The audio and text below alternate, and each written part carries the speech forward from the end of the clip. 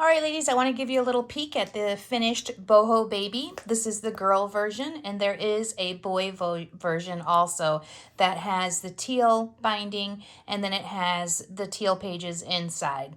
So I put buttons in sequence, I added the glitter glue, I used our star template, changed a few things up here and there.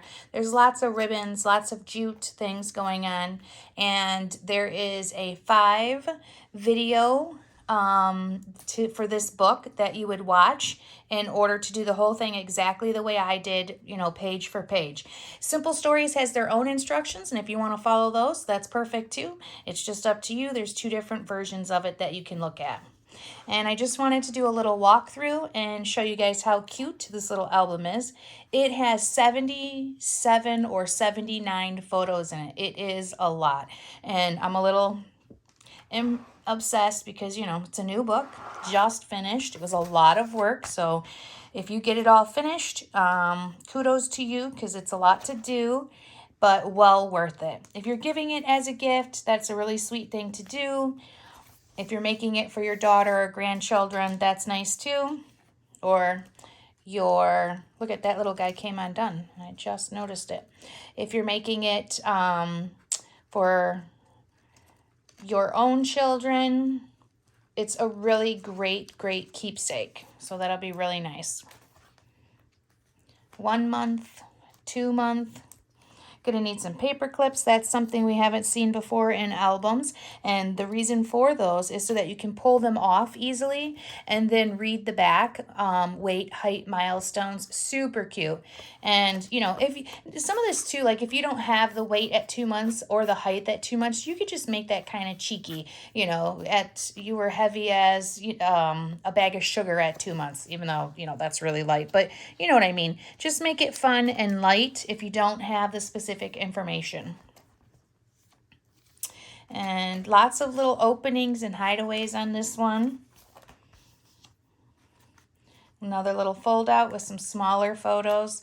There's definitely room to put more photos in this just because there's a lot of open space in some of the pages, but I think it has plenty. I mean, we really have done a lot.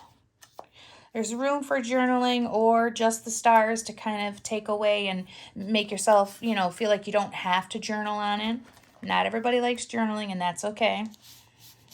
Little pockets, flip ups, buttons, sequins, beads.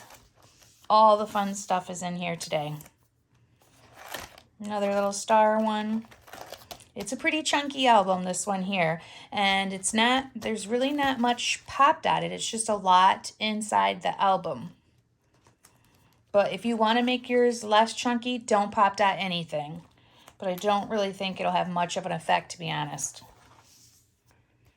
It has tons of pockets, and those are pretty thick when we do those. Cute. Little fold outs. 10 months, you are my sunshine. 11 months, more little fun pockets. 2 small pockets right here. And 12 months. They give you some extra pages too to do maybe the birthday, which I thought was cute. I think that's always a good idea, is to have a first, birthday picture in here. Would be really nice. Or a couple of them, since you've got it goes behind it. And that's it, guys. That is your album. I hope you enjoyed it if you've already made it. And they are ready for pre-order. Everybody can get their albums, boy or girl. And the add-ons will be listed in the below to let you know what you need.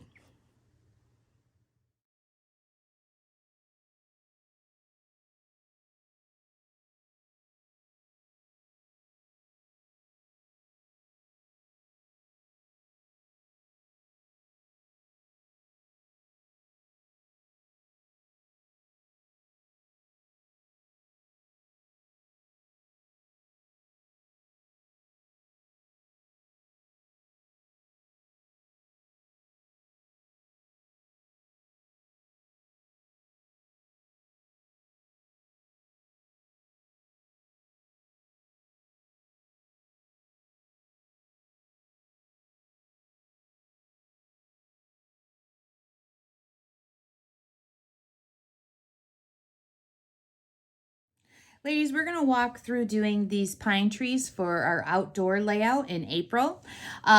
This is your chipboard if you purchase this layout that you're going to get. And what I did was I already went through and I covered mine with the chocolate bronze. So that's the first thing that you're going to do. Now, when I did the chocolate bronze, I left it in the chipboard piece and I just covered the whole thing pretty much and did at least 2 coats. This type of gilding polish, 2 coats is plenty. So you just want to make sure you cover it all, plus each one of the trees. And then once you've got them all covered with the chocolate bronze, you can go ahead and kind of punch this out. It takes a while to cover these, so I didn't really want to do it on the video. But that is what you will do first. Get your chocolate bronze out and cover it. If you don't have chocolate bronze, just do them with vintage photo. But before you move on to covering them with the greens, you're going to make sure it's dry. And in order to make sure these are dry, a lot of times if they feel cold, that means they're still wet.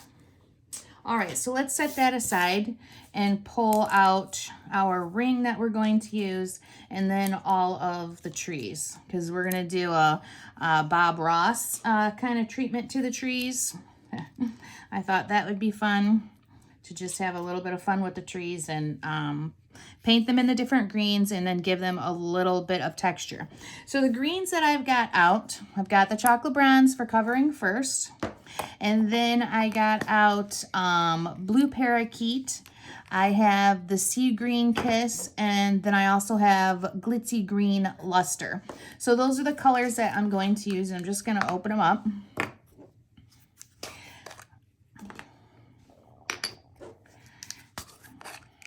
Okay. Now, the blue parakeet and the glitzy green go on very well. They cover pretty much in one coat, but the sea green kiss does not. So when we go to use that, we're going to have to kind of work our way through it. So I didn't know if I wanted to use little sponges to cover them or paintbrushes. So I got both out and then I was going to kind of try them. But I think because of how small these are, we're going to go with the paintbrushes. So I'm just going to dip it in, and I'm going to get a lot on there and just kind of go over top of the tree. Now, this is a pearl color. So with the pearl colors, it's called blue parakeet for a reason, because you kind of see that blue. So I'm going to want to do coats of this one. And I'm going to pick probably about 3 or 4 trees, maybe 5, to cover in this blue parakeet,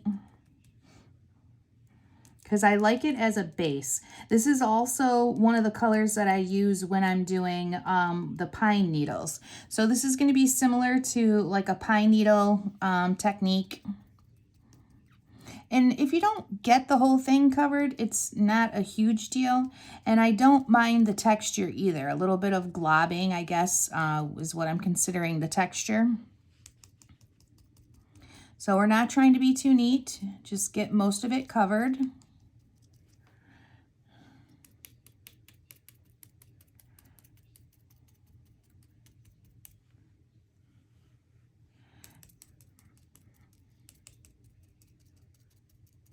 Okay.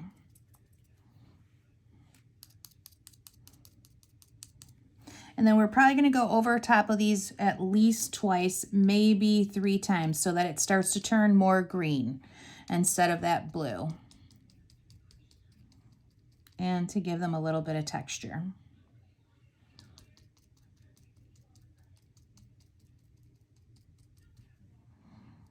Lots of things we can do with the gilding polish, just a matter of having a little bit of imagination and taking a little bit of time. Now I'm putting it on pretty thick, so it's not going to dry as fast as it normally does. So before I probably put this on a page, I'll make sure the whole thing is, very, very dry.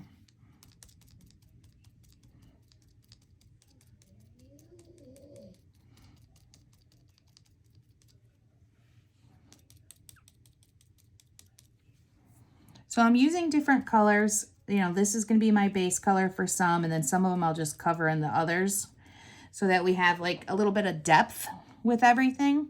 So let's let those set up. Grab a different paintbrush And I'm going to go back with the glitzy green. And I'm going to cover some. And pretty much the same fashion. And this is a luster, which the lusters have mica. There's a few different types of gilding polishes. There's regular gilding polish. There is opals, which is give you that two-tone color. There's lusters that have mica. There's the kisses that have the glitter. There's a lot going on with the gilding polishes.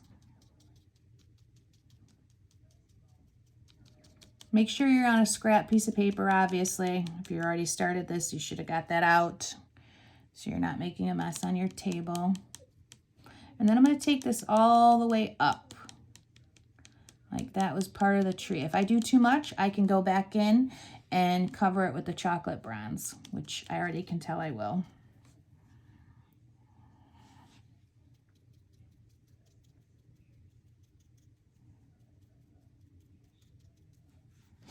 Okay. Then I wanted to see like just doing a little bit of a side highlight with the darker green on these. I like layers.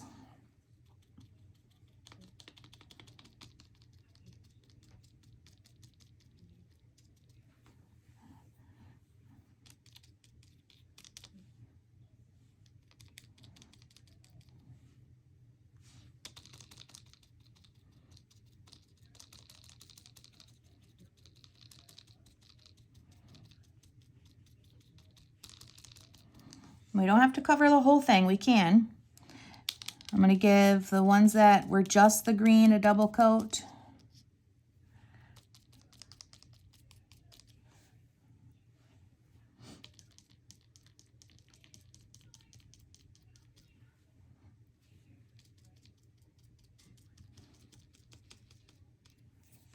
Okay, fun stuff.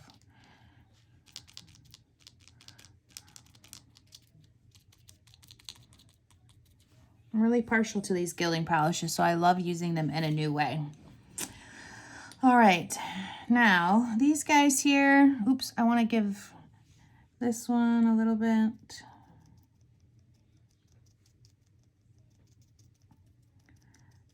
There we go. I don't know if I'm going to cover those just with green yet or the glitter kiss, but the glitter kiss is really not something I want to cover a whole one with, so I think I'm going to just stick with the dark color and cover these ones. I like that as an accent.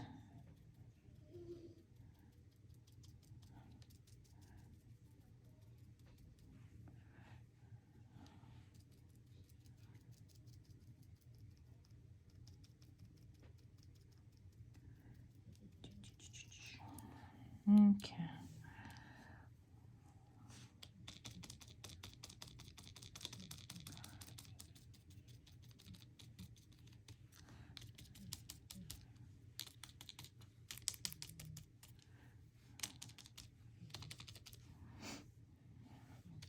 No right or wrong here, just have fun covering your pieces. All right. So I'm not sure I can do the kiss yet. I like to do all these videos in real time where I don't stop, but the kiss, because these are so wet, don't know if it's going to stick very well. So let's just see. Yeah, that's too thick. Well, maybe it's not if I pull it off.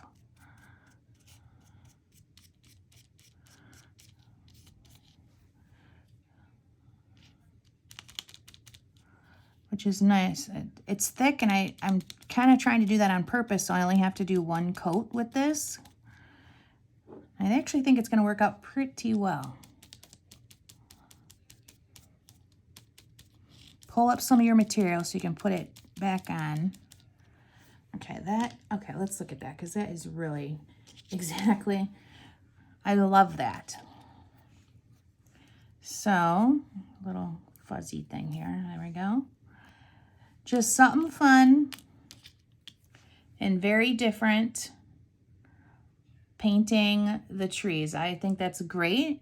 So I'm going to continue. I'm going to set those aside because those guys are done. I like the mix of color.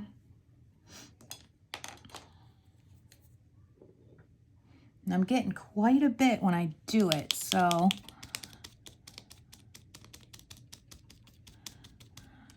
and you guys might have a different technique or a better one, and you go ahead and do that and you have fun with it.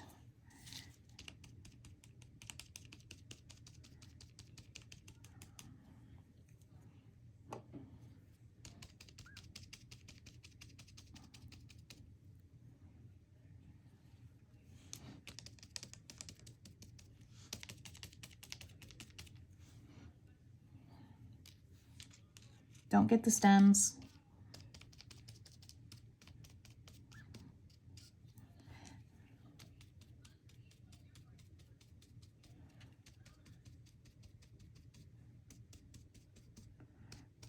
Okay.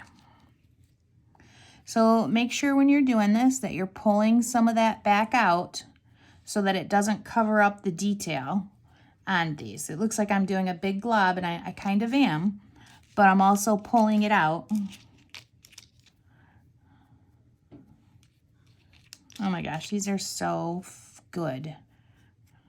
All right, that's gonna be it, ladies. So I'm gonna let these set up and dry, and I'm already in love with them. And once they're dry, I will start working with the rest of the page.